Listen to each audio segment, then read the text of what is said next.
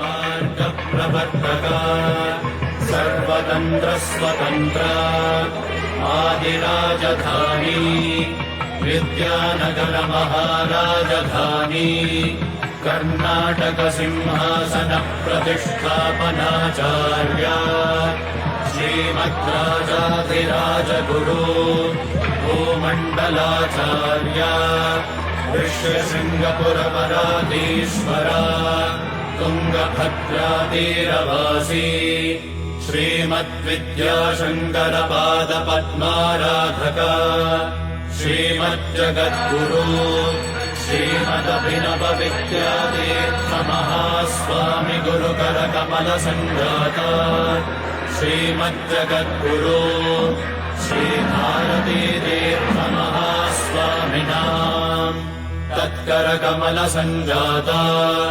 श्रीमज्जगद्गुरु श्रीविधुशेखरभारती महास्वामिनाम् च चरणारविन्दयोः साष्टाङ्गप्रणामान् समर्पयामः।